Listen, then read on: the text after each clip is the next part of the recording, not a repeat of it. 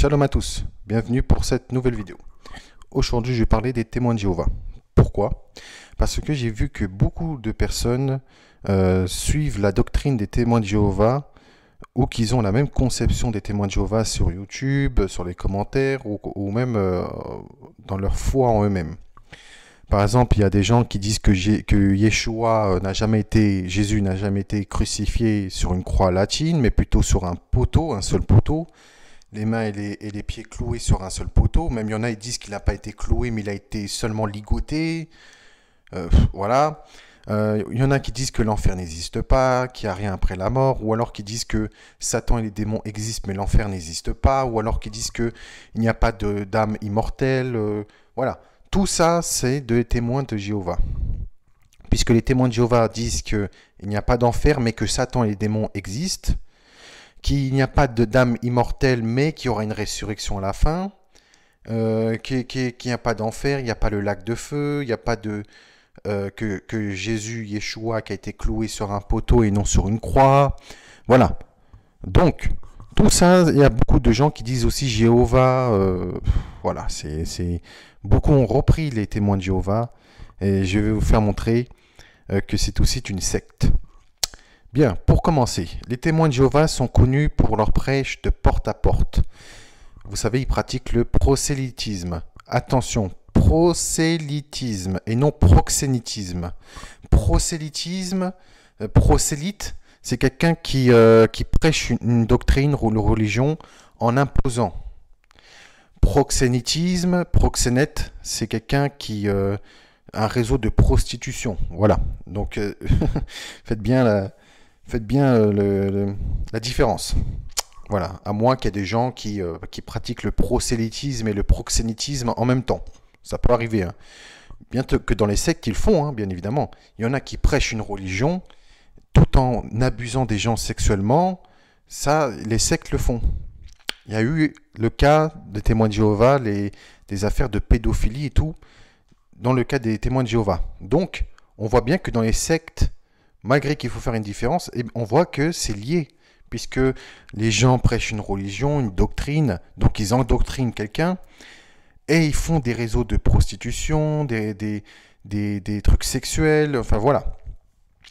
Donc, les témoins de Jéhovah forment un groupe ou un mouvement pré-millénariste. Oula, je vais arriver.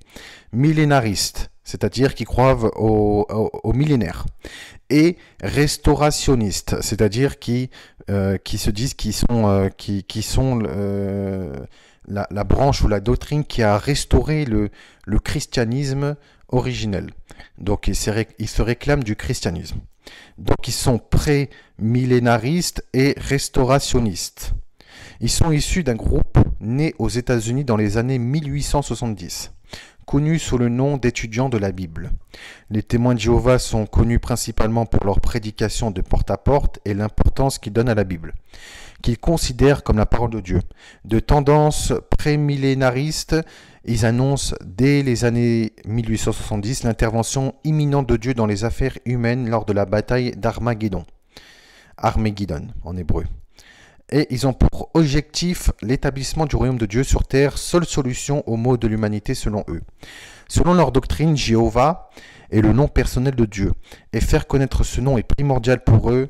Ils sont aussi restaurationnistes, c'est-à-dire qu'ils croient que Dieu a restauré le véritable christianisme par leur intermédiaire. De ce fait, ils sont très critiques envers les autres religions qui, pour eux, font partie de la Babylone la Grande, donc la grande prostituée de la Babylone, organisation de Satan décrite comme l'empire mondial de la fausse religion. Ils se veulent aussi politiquement neutres et refusent d'accomplir un service militaire. En 2020, le mouvement revendique près de 8,42 millions de membres actifs dans le monde entier. Par ailleurs, plus de 17,84 millions de personnes pratiques et sympathisants confondus ont assisté à leur célébration annuelle, le mémorial de la mort du Christ. La direction du mouvement est exercée par le Collège central, garant de l'ordre théocratique et de l'enseignement. Il a fait éditer à cet effet par la société Watchtower de nombreuses publications telles que telles que les revues La Tour de Garde et Réveillez-vous. Donc c'est Watch Tower. Donc la tour de garde. Les témoins de Jéhovah sont régulièrement accusés d'être une secte dans le sens d'organisation à dérive sectaire par les associations anti-sectes et les médias. Ils sont aussi qualifiés comme tels par les sociologues, mais aussi selon des critères moins polémiques. Ils font l'objet de controverses autour de leur refus des transfusions sanguines, même lorsqu'un pronostic vital est engagé.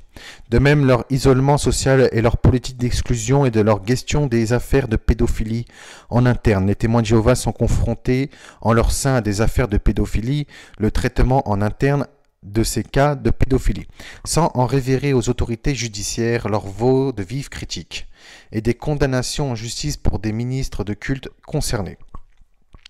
Les témoins de Jéhovah se revendiquent comme un mouvement chrétien dont les dogmes et les croyances sont fondés sur les réécritures de la Bible, qu'ils considèrent comme la parole inspirée de Dieu et dont ils ne retiennent que les 66 livres figurant dans le canon protestant.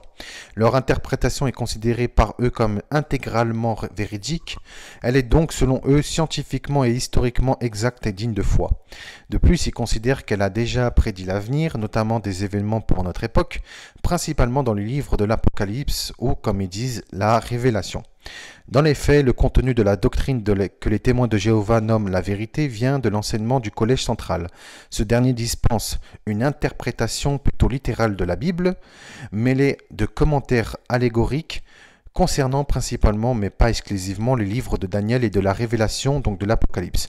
Le mouvement prétend qu'il est impossible de comprendre pleinement la Bible sans recours à son aide. Qu'elle soit littérale ou non, le mouvement présente indistinctement ces interprétations comme étant bibliques ou basées sur les Écritures, même lorsqu'elles sont spécifiques aux témoins, ainsi des affirmations chronologiques qui ont dû être révisées ou annulées par la suite. Comme les prédictions pour l'année 1925, l'entrée de l'humanité dans les derniers jours en 1799, ou le début d'une présence invisible du Christ depuis 1874, furent présentées comme étant incontestables, d'origine divine et clairement indiquées dans les Écritures. Chaque témoin de Jéhovah est encouragé à lire et à étudier la traduction du Monde Nouveau, sachant qu'aucun n'est autorisé à dévier de cette traduction sous peine d'être accusé d'apostasie ou d'être excommunié. Donc, pour eux, la véritable Bible, c'est celle des témoins de Jéhovah.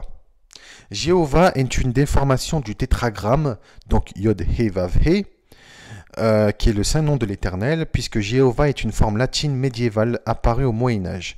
Mais au XIXe siècle, il a été critiqué par les spécialistes.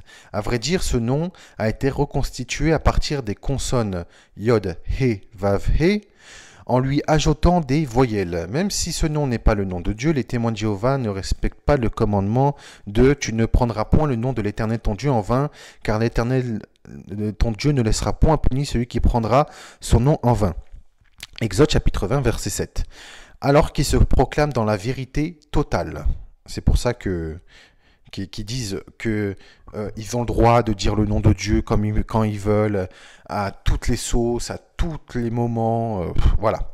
Selon leur doctrine, ils récusent le dogme de la Trinité commun aux chrétiens, qui n'est selon eux pas biblique. Ils disent que Jésus-Christ est tout simplement l'archange Michael en personne, le seul ange qui a été créé directement par Dieu. C'est en ce sens qu'ils comprennent son titre de fils de Dieu, donc ils considèrent que l'archange Michael est le Messie, mais aussi le fils de Dieu, alors que l'archange Michael est un ange au service de Dieu et de Yeshua également. Mais ils disent que l'archange Michael est le seul ange qui a été créé directement par Dieu. Or, nous voyons que tout ange a été créé par Dieu lui-même. Et ils proclament que seul un ange est dans les cieux, c'est l'archange Michael. Bon, ça c'est leur problème. S'ils considèrent l'archange Michael un simple ange, comme le Messie et le Fils de Dieu, c'est qu'ils n'ont pas compris aussi l'Apocalypse qui dit que lorsque Jean se prosternait devant l'ange, l'ange disait « Garde-toi de le faire car je suis ton compagnon de service, adore Dieu ». Puisque l'ange ne voulait pas être considéré comme l'égal à Dieu. Comment un ange peut devenir l'égal de Dieu si lui-même l'ange dit « Ne te prosterne pas devant moi, garde-toi de le faire, car je suis ton compagnon de service ». C'est comme les musulmans qui ont vu l'ange d'Ibril sur un trône on voit que il s'est fait l'égal à Dieu, tout simplement. Donc ils disent que l'archange Michael est Jésus-Christ en personne. Pour les témoins de Jéhovah, eh ben, tout simplement, ils ne baptisent pas les bébés et les petits-enfants. Parce qu'ils disent que on doit devenir adulte et on doit suivre Jéhovah selon les dogmes de la Trinité et ainsi de suite. Donc si un bébé il meurt du jour au lendemain, ben, on ne sait pas s'il sera sauvé. Voilà. Donc devenir un témoin de Jéhovah actif et le rester est selon eux le seul moyen d'échapper à la destruction prochaine du monde actuel à Armageddon. Donc pour eux, il faut devenir un témoin de Jéhovah actif et rester selon eux pour être sauvé le jour de la grande bataille de l'Éternel.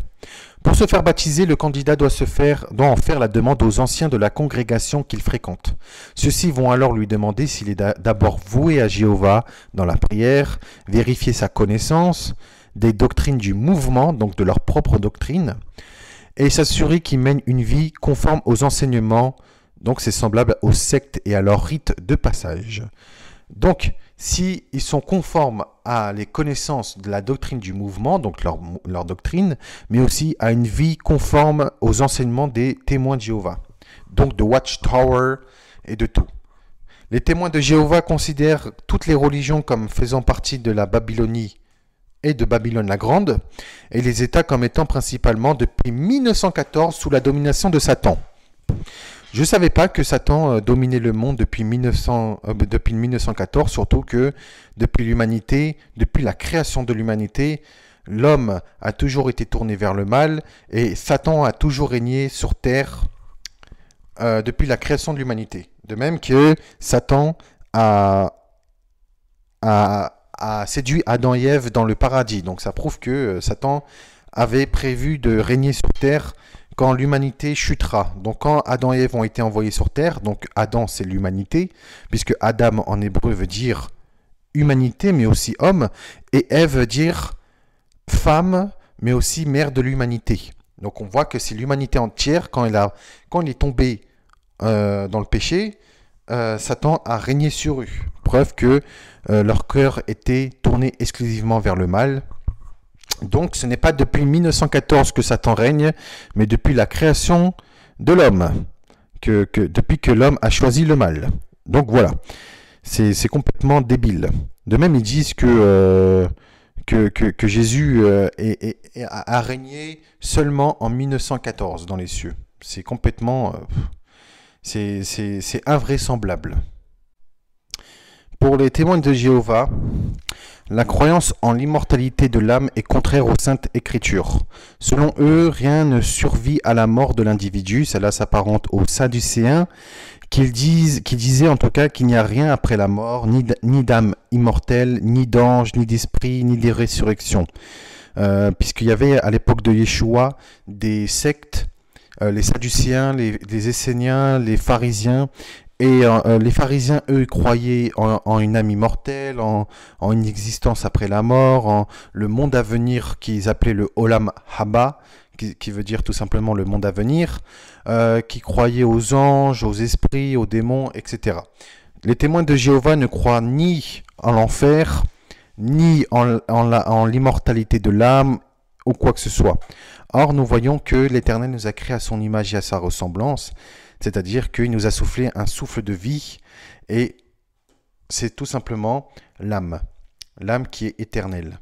De même que les élus régneront éternellement avec le Christ dans le royaume des cieux. Donc, et ils verront, et quand ils entreront dans la nouvelle Jérusalem céleste, ils seront de toute éternité. Alors, comment peuvent-ils expliquer qu'il n'y a pas d'âme immortelle, surtout que c'est écrit dans les Écritures qu'on a tous une âme immortelle et qu'on régnera éternellement, donc sans fin, avec le Christ dans le royaume des cieux.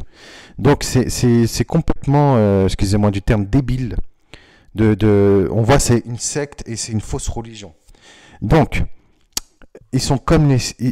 finalement, ils sont comme les Sadducéens, puisque les Sadducéens sont une secte qui ne croit ni rien, ni après la mort, ni à une âme immortelle, ni aux anges, ni aux esprits, ni à quoi que ce soit. Il n'existe donc pas d'enfer où les âmes subissent une damnation éternelle, alors que les Écritures disent le contraire, de même que Yeshua confirma qu'il y a un feu éternel, une géhenne éternelle, mais aussi qu'il y aura le lac de feu et de soufre, et que ceux qui n'ont pas été inscrits dans le livre de vie périront éternellement dans le lac de feu et de soufre, et il y aura des tourments pour les siècles des siècles, jour et nuit. Il n'y aura ni de repos, ni quoi que ce soit, il n'y aura que des tourments dans un feu, dans un lac de feu pour l'éternité. Donc, leur dogme est contraire aux Écritures et à la véritable croyance. Donc, les témoins de Jéhovah croient néanmoins à la résurrection future tant des justes que des injustes. C'est assez contradictoire car ils disent qu'il n'y a pas d'âme éternelle ou immortelle, mais qu'il y aura une résurrection. Pour eux, ils disent que les plus impénitents, la géhenne dont il est question dans la plupart des Bibles, représente simplement une destruction définitive, une mort sans résurrection possible, alors qu'ils disent qu'il y aura une résurrection tant des justes et des injustes. Vous voyez, c'est complètement contradictoire, c'est paradoxal, puisqu'ils disent qu'il y aura la géhenne, alors qu'ils disent que l'enfer n'existe pas, et qu'ils disent qu'il y aura une destruction définitive, une mort sans résurrection, alors qu'ils disent qu'il y aura une résurrection des justes et des injustes. Ça fait beaucoup quand même, hein. Donc, on se demande finalement s'ils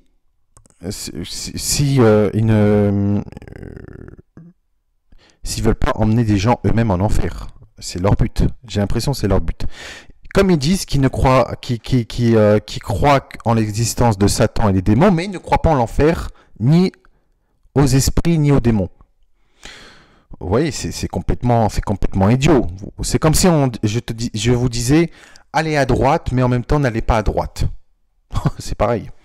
Donc, selon les témoins de Jéhovah, pour être sauvés, il faut appartenir à leur organisation, qu'ils considèrent comme l'organisation de Jéhovah, donc véridique et parfaite selon eux, et faire ce qu'ils comprennent comme étant la volonté divine, donc toutes les caractéristiques d'une secte. Depuis 1935, la majorité des témoins de Jéhovah se verraient offrir la vie éternelle sur une terre paradisiaque. Donc, c'est assez sectaire comme les musulmans qui croyaient en Mohammed, qui disaient que Mohammed allait les offrir une terre paradisiaque avec des oasis, 4 fleuves qui coulent du lait, du miel, du vin, de l'huile d'olive, alors qu'eux-mêmes ils disent que c'est haram de boire du vin, alors qu'il y aura dans le paradis d'Allah du vin. C'est assez contradictoire. C'est pareil pour eux. Et ils se voient offrir.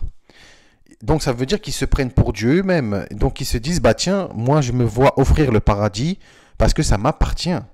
Non, c'est Dieu qui décide si la personne est digne d'être dans le paradis ou pas, donc dans le royaume des cieux. Ces fidèles sont appelés la grande foule, en référence à un passage de l'Apocalypse au chapitre 7, lorsque Jean voyait une foule innombrable, ou qu'on ne pouvait pas compter, qui servait Dieu jour et nuit devant son saint trône. Donc les témoins de Jéhovah constituent un mouvement pré-millénariste. Ils pensent que depuis 1914, Jésus règne au ciel, alors que Yeshua a commencé son règne avant sa venue, puisqu'il a été créé la première de ses œuvres, l'Éternel a créé la première de ses œuvres, et directement après sa résurrection et sa montée aux cieux devant ses disciples. Lorsque Yeshua est monté vivant, il a été enlevé vivant dans le ciel devant ses disciples, et que 2 anges ont dit « Homme galiléen, pourquoi regardez-vous le ciel ?» Ce Jésus qui a été enlevé reviendra de la même façon comment il est monté aux cieux. Et il a commencé son règne depuis la montée aux cieux, donc depuis sa résurrection et sa montée aux cieux. Donc, c'était à l'époque de Yeshua lui-même, voilà. Donc, il n'a pas commencé en 1914, soit presque 2000 ans après. Donc, c'est complètement idiot. Donc, après avoir précipité Satan et ses démons aux environs de la terre, donc pourtant il proclame qu'il n'y a pas d'enfer et qu'il n'y a pas de démons ni d'esprit, que bientôt Yeshua mettra son règne sur toute la terre. Selon leurs calculs, l'année 1914 marque la fin du temps des gentils, période qui a duré 2520 années. Or, nous voyons qu'il y a toujours des gentils, comme il dit, donc des gentils, hein, des non-croyants, et on est toujours, là on est en 2022, 1914 est déjà passé depuis belle lurette, donc ils ont dit que la fin du monde sera en 1914, je suis désolé, c'est comme les Mayas qui ont dit que ce sera en 2012 ou je ne sais quoi la fin du monde, bah non, voilà. En plus, Yeshua elle a bien précisé que personne ne sait l'heure ni la date de la fin des temps, ni de tout cela. C'est Dieu le Père seulement lui-même qui connaît la date et l'heure. Ni Yeshua ni les anges ne savent. Donc ils ne peuvent pas proclamer. Et quand ils ont vu que la fin du monde n'était pas en 1914, et ben, ils ont rectifié le tir. Ils ont fait non, mais finalement, c'est en 1918 et ainsi de suite. Ils ont repoussé toujours les dates. Comme font les complotistes, tous ceux qui proclament la fin du monde. Les témoins de Jéhovah sont restaurationnistes, c'est-à-dire qu'ils croient que Dieu a restauré le vrai christianisme par leur intermédiaire. Lorsque Charles Taze Russell a initié le mouvement des étudiants de la Bible, ils se considèrent comme les héritiers du christianisme primitif, qu'ils affirment prendre comme modèle. Ainsi, les témoins de Jéhovah attaquent vigoureusement toute forme de croyance religieuse ne partageant pas leur interprétation de la Bible ni leur croyance sectaire.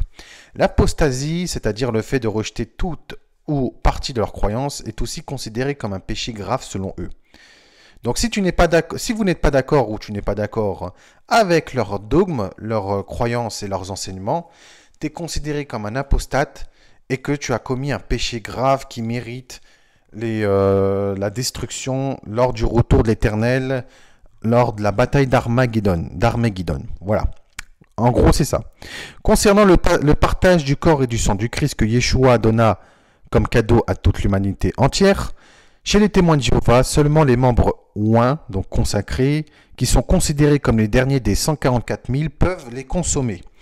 En 2018, ils étaient 19 521 selon eux, pas de chez nous, qu'ils étaient les élus qui pouvaient prendre ce pain et ce vin. Alors que personne ne sait qui sont les 144 000 élus du Christ. Donc comment peuvent-ils se revendiquer élus s'ils ne savent pas eux-mêmes si ils seront pris? Voilà. Donc le reste ne peuvent point prendre le corps et le sang du Christ. C'est comme les gens qui disent mon nom est inscrit dans le livre de vie. On ne peut pas savoir si notre nom est inscrit dans le livre de vie puisque c'est l'Éternel qui décide et Yeshua également. Voilà. Donc il faut arrêter de se faire des fausses joies.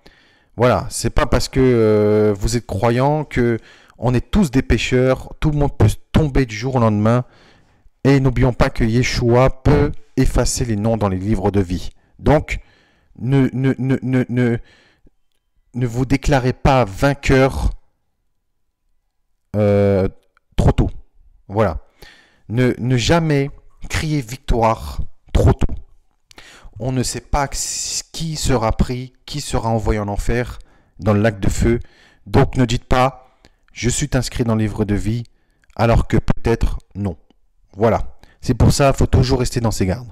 L'activité de prédication au prosélytisme est considérée par les témoins de Jéhovah comme étant une œuvre du salut puisqu'ils croient que la fin du monde, enfin la fin de notre monde est très proche. Il est essentiel pour eux d'avertir les contemporains, non seulement par amour du prochain, enfin entre guillemets, mais plutôt pour éviter de se rendre coupable d'une dette de sang, tout simplement. En vrai, c'est par motif de conscience qu'ils font ça.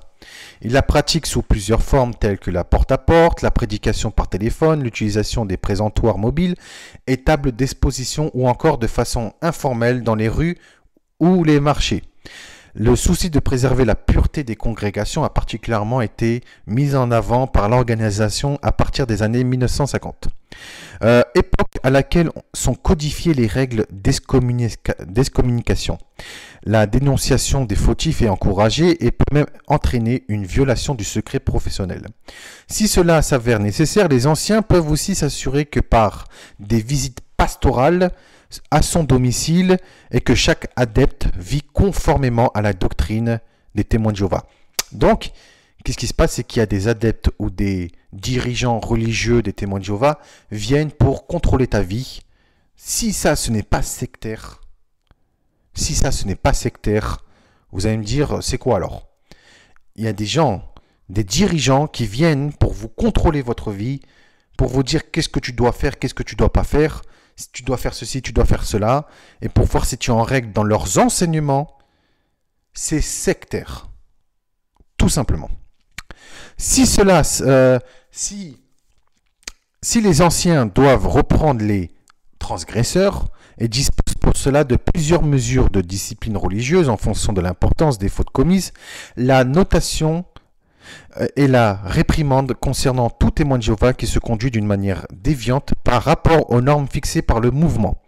Donc il sera conseillé de limiter la fréquentation d'un tel individu pendant quelque temps, et il se peut que les anciens décident de suspendre sa participation à certaines activités culturelles. Donc là on voit qu'il y a un objectif d'excommunication, d'excommunier le ou la fidèle. Donc là, on voit qu'il y a une manière déviante qui sont conseillés de limiter la fréquentation de cette personne pendant un certain temps, donc de la mettre à l'écart. Donc pendant ce temps-là, il y a de la peur, de l'angoisse chez le ou la fidèle, de la croyante, en tout cas de la secte. Il y a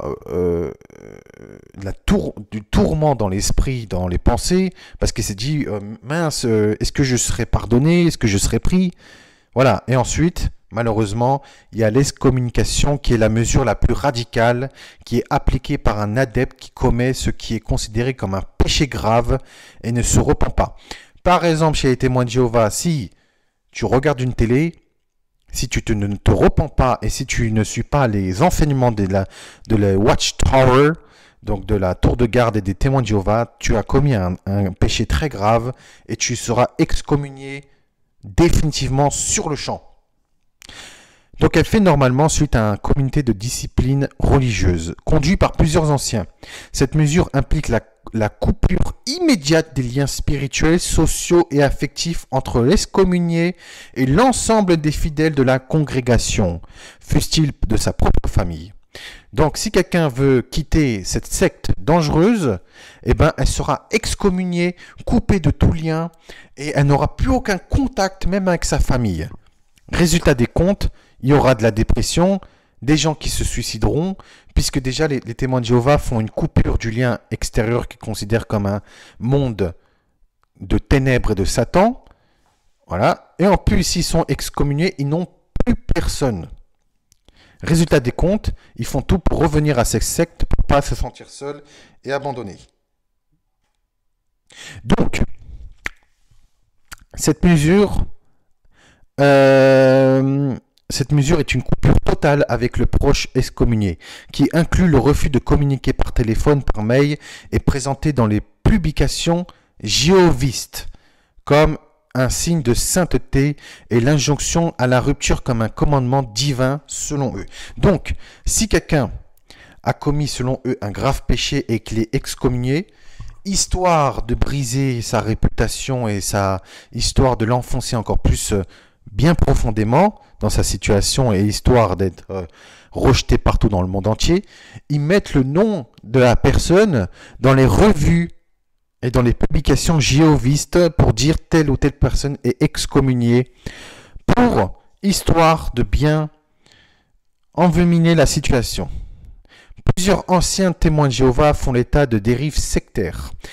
Par exemple, il y a un monsieur, que je ne dirai pas son prénom, ancien membre du collège central, accuse ce dernier de faire preuve d'autoritarisme et de refuser d'accorder la liberté d'expression aux adeptes. Il ajoute que le collège central incite à séparer les familles et briser des amitiés à la suite des conséquences des excommunications. Une autre personne présente ces anciens coreligionnaires comme des personnes endoctrinées dont les croyances et les pensées sont formées par la société Watchtower. Il précise que les témoins récemment convertis doivent se conformer immédiatement à toutes les doctrines de la société, en ce qui implique que ces croyances personnelles soient progressivement éradiquées s'ils restent dans le mouvement. Donc si vous êtes chrétien, bouddhiste ou je sais quoi, eh ben, tout doit être éradiqué pour avoir... De toute façon, le bouddhisme c'est une secte et tout. Mais si par exemple vous êtes un chrétien normal, que vous croyez en Jésus sans appartenir à une branche du christianisme, eh ben, si vous allez dans cette secte, vous devez abandonner toutes les croyances que vous avez eues et de croire en leur Jésus à eux, en leur doctrine. Voilà, même s'ils sont chrétiens, eh ben, de croire en leur Jésus, en leur doctrine, en leur watchtower et tout le reste. Donc vous voyez, ça va très loin. Donc, il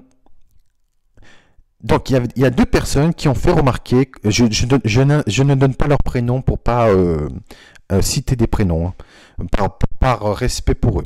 Donc deux personnes de plus ont fait remarquer quant à eux que la plupart des témoins, bien que capables de pensées intelligentes et raisonnées, ont délégué la direction de leur vie à l'organisation afin d'obtenir le paradis. Donc si tu es témoin de Jéhovah, si tu fais partie du mouvement Watchtower, si tu crois en leur Jésus, si tu crois en leur Jéhovah, si tu crois en leur Bible, et si tu crois en leur mouvement, tu auras le paradis. Ça, c'est sectaire. C'est comme les djihadistes qui disent si tu ne tues pas au nom d'Allah, tu n'iras pas au paradis.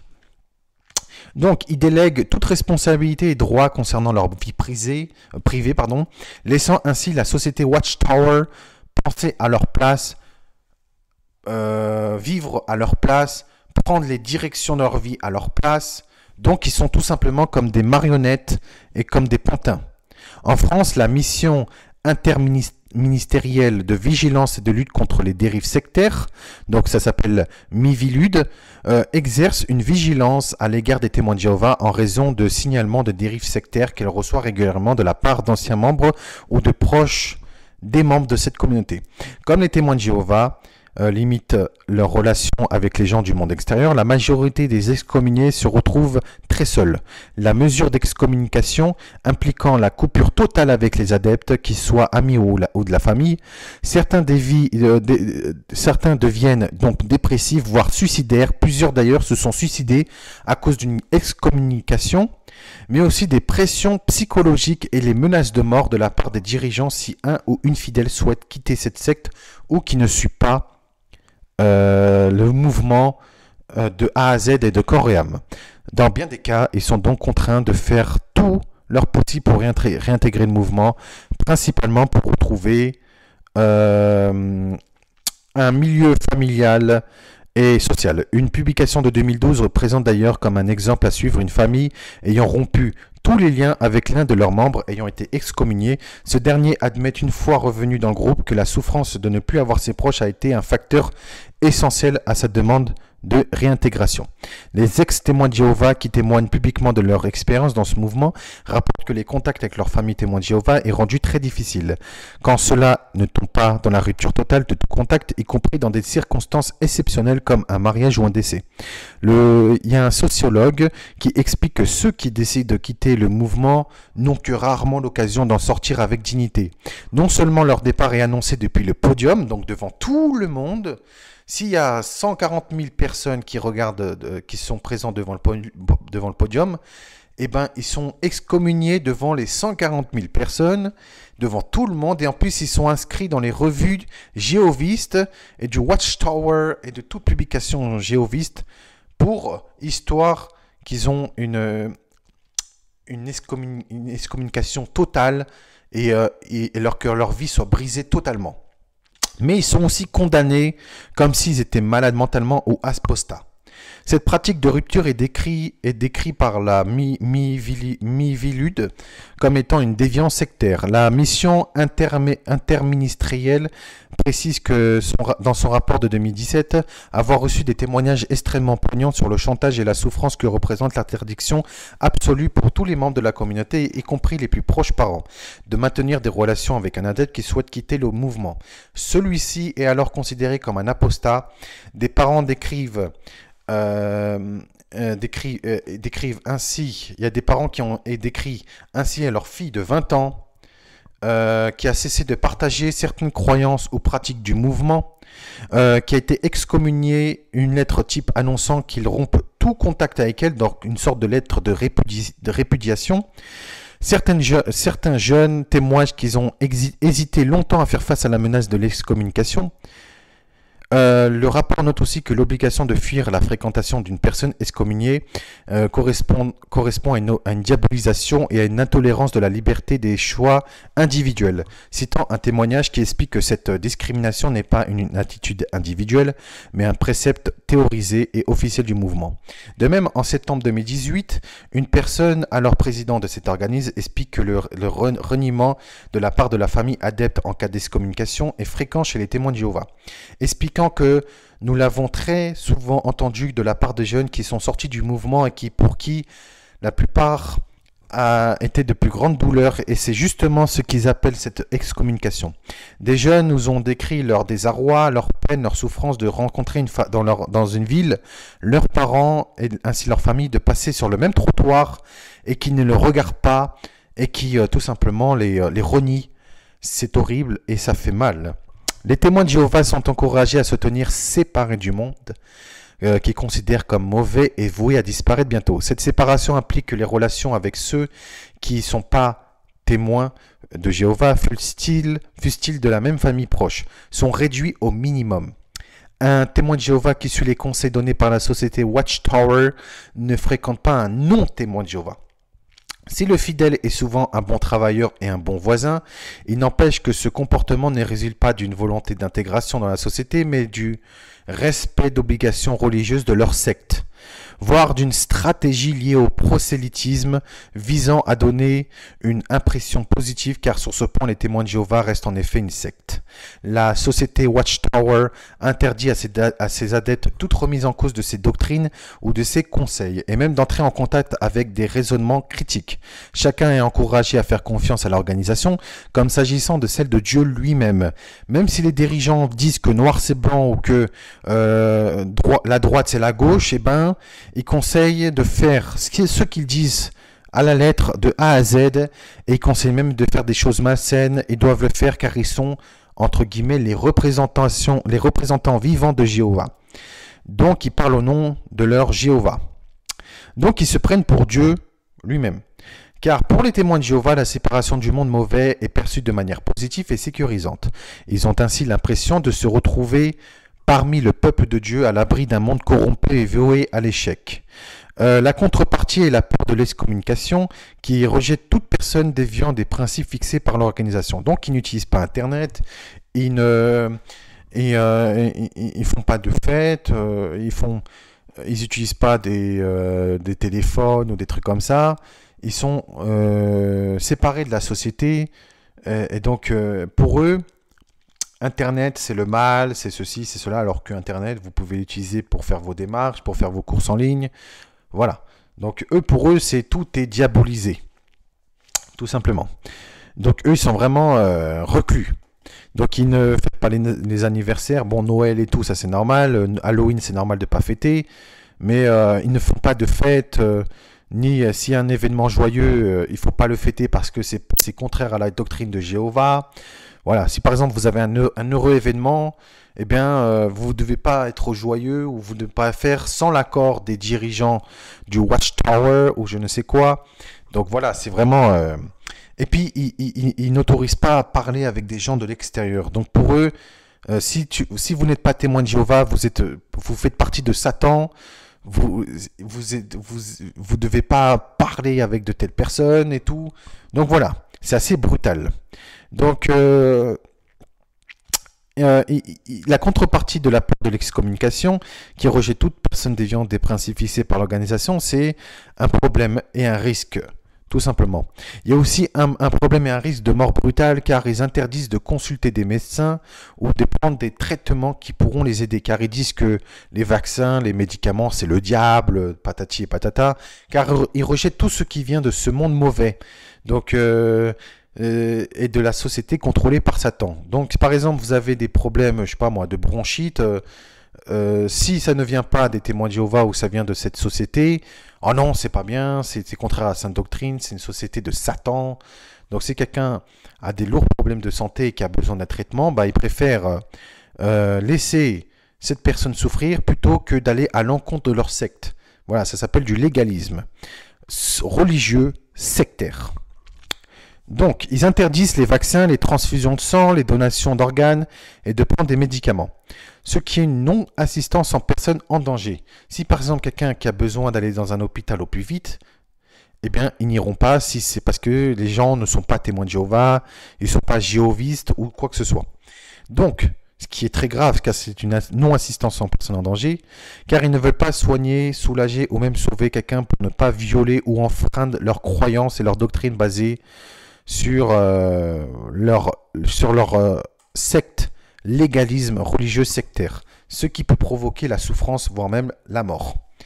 Certains ex-témoins de Jéhovah ainsi que des tribunaux et des commissions d'enquête accusent les témoins de Jéhovah de promouvoir une politique qui encourage les adeptes victimes d'abus sexuels à ne pas s'en plaindre aux autorités compétentes. Ainsi, plusieurs victimes de tels abus affirment avoir été incitées au silence par les anciens de leur congrégation afin de ne pas porter préjudice aux coupables et à l'organisation. Il y a une femme que je dirais pas son nom, est une ex-adepte ayant travaillé au siège mondial, constate que de nombreuses affaires de pédophilie sont étoffées en interne. La politique du mouvement décourageant les témoins de Jéhovah ayant connaissance des faits de porter plainte contre leurs co-religionnaires.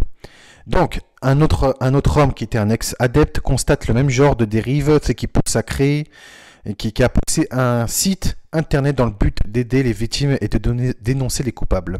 En 2013, en Australie, la Commission royale sur les réponses institutionnelles aux abus sexuels sur les enfants, mise en place à la suite des scandales de pédophilie au sein de l'Église catholique, qui a découvert aussi ce qui concernait aussi les témoins de Jéhovah, mouvement qui revendiquait 68 000 membres en 2013. Plus de 1006 affaires d'abus sur les enfants avaient été traitées en interne sans en informer les autorités compétentes depuis le début des années 1950. Sur ce nombre, 401 personnes furent excommuniées, mais la moitié furent réintégrées dans la religion après coup. Donc ils ont violé des enfants, mais ils ont été réintégrés. 35 furent même excommuniés et réintégrés plusieurs fois. 135 affaires ne furent jamais examinées car il n'y avait pas 2 ou 3 témoins pour accréditer les accusations. Voilà, donc ils ont étouffé les affaires, voire même ils ont été payés pour ça. Aux États-Unis, la justice a condamné à plusieurs reprises les témoins de Jéhovah pour leur politique de non-dénonciation des pédophilies aux autorités compétentes. En juin 2012, la Cour suprême du comité d'Alameda en Californie condamne la société Watchtower à verser environ 24 millions de dollars de dommages et de plaignantes. Voilà, donc ensuite il y a eu des personnes qui ont eu des abus sexuels de plusieurs témoins de Jéhovah pendant plusieurs années sans que la justice ne soit saisie. En 2015, le montant a été ramené par une cour d'appel d'environ de 2,8 millions de dollars considérés comme des dommages compensatoires. Donc ensuite, il y a eu plusieurs condamnations et la société Watchtower n'ayant toujours pas produit des documents demandés ni communiqué la liste des témoins de Jéhovah connus pour des actes de pédophilie, la Cour suprême des États-Unis confirme qu'une amende de plus de 4 millions de dollars lui a été infligé précédemment. Donc, conclusion des faits.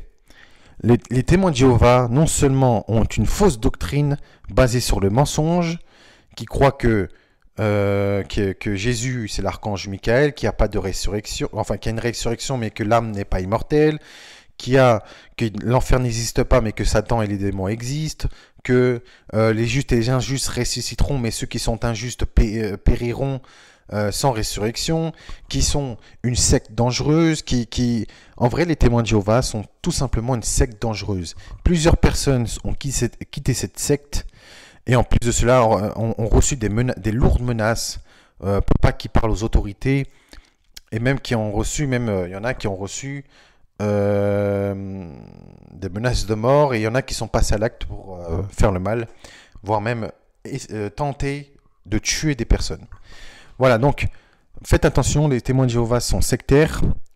Il y a plein de religions et plein de sectes que je dois dénoncer, mais les témoins de Jéhovah, faites attention, surtout avec leur prêche de porte à porte. Surtout eux-mêmes l'ont dit que ce n'est pas pour l'amour du prochain, mais plutôt pour motif de conscience, et faites attention avec leurs fausses doctrines, car vous savez, pour endoctriner quelqu'un, c'est facile. Si vous avez des mauvaises nouvelles, si vous êtes malheureux dans cette vie, si vous avez besoin d'aide, eh bien, s'il y a des personnes qui disent « Oh, mon frère et ma soeur, ne t'inquiète pas, je vais t'aider. Viens chez moi, viens boire un café ou je t'invite quelque part et tout. » Et que quand ils vous invitent chez eux ou dans un endroit et qu'ils commencent à vous endoctriner en disant tu devrais croire à telle ou telle religion, tu devrais lire la Bible, lire le Coran, tu devrais faire ceci, tu devrais cela, tu vas voir, tu seras mieux et tout. Et puis si tu te convertis, des trucs comme ça. Et la personne, qu'est-ce qui va se passer? C'est que comme elle sera dans le désarroi et elle aura des problèmes dans sa vie, eh ben, elle va tout simplement suivre les conseils, et ensuite il y aura un lavage de cerveau, et après elle va entrer dans une secte, et après ce qui va se passer, c'est qu'il y aura une emprise sur la personne, et après la personne changera du tout autour, tout simplement on la reconnaîtra plus. Après ça deviendra quoi? Ce sont des menaces. Là, au début, quand il y a eu des problèmes, c'est « Oh, mon frère et ma soeur, je vais t'aider à te relever la pente. » Mais là, après, c'est des menaces, c'est des impositions. Si tu fais pas ceci ou si tu fais pas cela, si tu ne suis pas leurs conseils, après, ce qui va se passer, il y aura des excommunications, de l'apostasie, des persécutions. Et vous verrez qu'en vrai, la personne sera endoctrinée. Voilà, ceux qui sont malheureusement faibles d'esprit, ceux qui ont des problèmes, ceux qui sont malades, ceux qui ont des... malheureusement, beaucoup de personnes profitent des pauvres malades, des pauvres personnes qui sont faibles d'esprit, qui ont des problèmes personnels dans leur vie et tout. Faites attention. Faites attention. S'il y a quelqu'un qui commence à vous séduire par leurs paroles, soyez vigilants. Surtout, soyez vigilants et ne donnez pas votre confiance, et ni votre vie, ni vos biens matériels, ni votre vie, quoi que ce soit, à n'importe qui. Soyez ferme. Et je sais que les épreuves sont difficiles, mais faites attention aux personnes qui endoctrinent et qui profitent de votre faiblesse. Surtout, faites attention aux personnes qui profitent de votre faiblesse dans les moments où vous êtes le plus vulnérable. Mes amis, je vous bénis au nom de Yeshua. Je vais vous quitter maintenant. C'est la fin de cette vidéo. J'espère qu'elle vous aura plu. Et surtout, faites attention aux gens avec leurs paroles douces. Il n'y a pas uniquement chez les témoins de Jéhovah, il y a dans plein de sectes et plein de religions qui vont vous endoctriner, vous caresser au sens du poil, et après pour vous attraper dans leur filet et vous enfermer. Vous savez, c'est comme l'araignée avec ses filets. Il fabrique une toile, et quand sa victime est piégée, et ben l'araignée, elle bouffe sa victime. À très bientôt, je vous dis shalom.